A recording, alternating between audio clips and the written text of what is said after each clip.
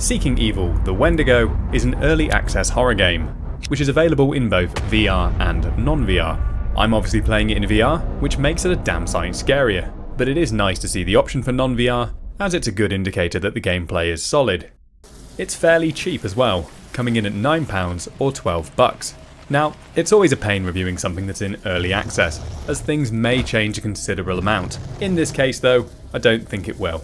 Really just bug fixes, maybe expanding on the gameplay a bit, but I think given the price, it's pretty much where it wants to be.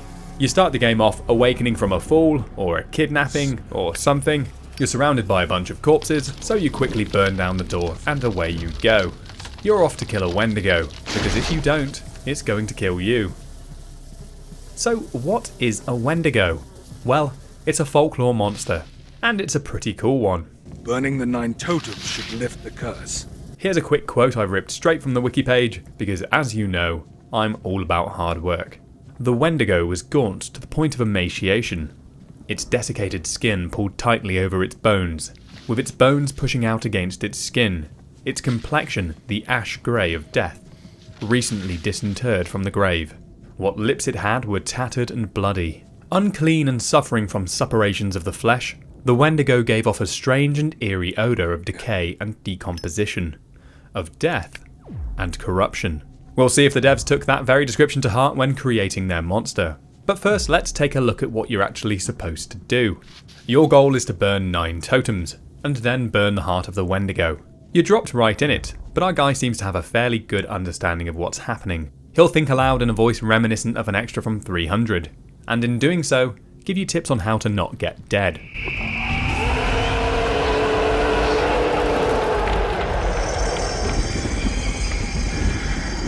What's that? Got to turn off the lights. It's all very simple, but how does it play? Well, you'll be pleased to know it's pretty good. The gameplay is one of repetition.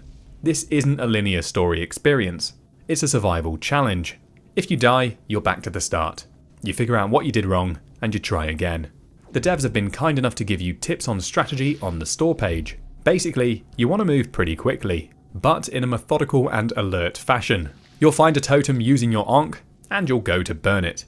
The difficulty will ramp up as you burn more totems, so you need to be quick. But you also need to be careful. It's a good tip, as I think without it you'll be a lot more prone to sitting in bushes, slowly creeping forwards whilst cacking your pants. Which, if you're into horror and suspense, can be an exciting few minutes, but it isn't really the most sustainable playstyle. Especially after you've died a few times, you'll naturally be inclined to take more risks.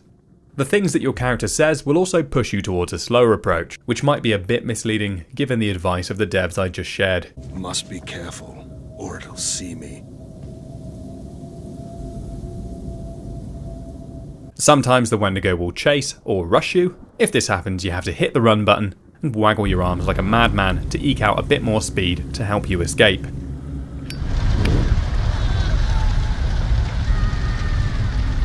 I've got to act fast.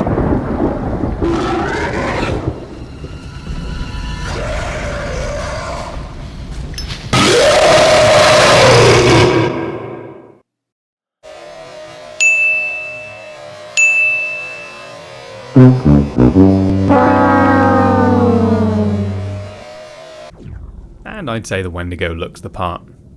The atmosphere and horror comes out in a few ways. Obviously there's jump scares, being caught as a jump scare, and there's some weird stuff that can happen with apparitions. But far more endearing is the tension created by the visuals. The Wendigo has big ol' horns, so you'd be forgiven for thinking that a moose cresting a hill was actually the big bad coming to get you. In fact, you'd be encouraged to feel that way. And it's the only rational explanation as to why there are so many moose kicking about. But it's not just the fauna. The flora is out to get you too, with a whole host of leaves and branches swaying around, giving the effect that something is there.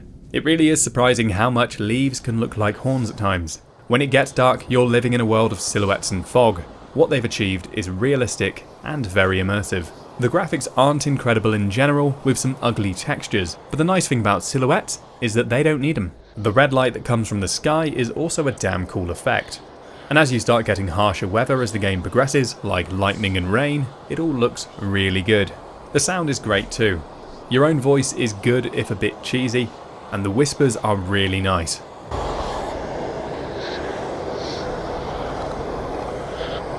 The crackling of lightning, the pitter-patter of rain, and the Wendigo's screeching are all more than serviceable, and for the price, definitely don't disappoint.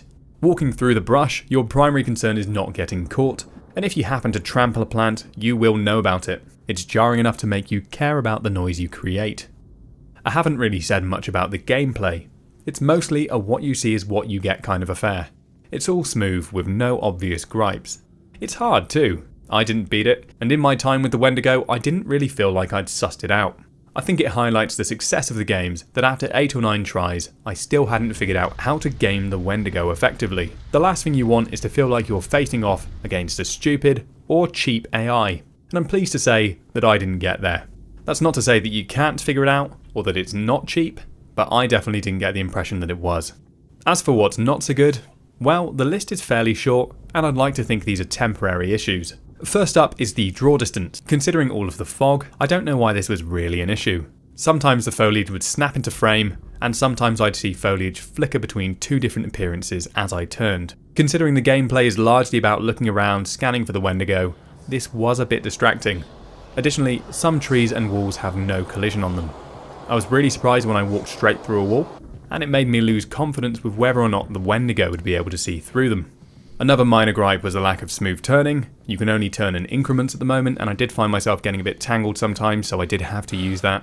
And the onk is either good or bad depending on your outlook. It's awkward, but it works. So whilst I didn't like it at the start, nearer the end of my time, I'd come to appreciate this unique take on the compass a lot more.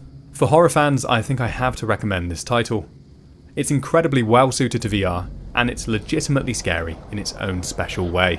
It is a challenge, and as such will pull your concerns quite quickly towards the gameplay side of things, which takes some of the focus off of the tension. But despite this, it still manages to have you invested and nervous throughout. At its best, Seeking Evil, the Wendigo, is sitting in a bush, near a totem, trying to figure out if the Wendigo is hanging around, waiting for you to show yourself, which is a feeling that's part Amnesia or Outlast, and part something new altogether. I'm not sure if it's one most people will beat, but for horror fans, or people who like getting their friends and loved ones into scary experiences, I think you'd be hard pressed not to get your money's worth.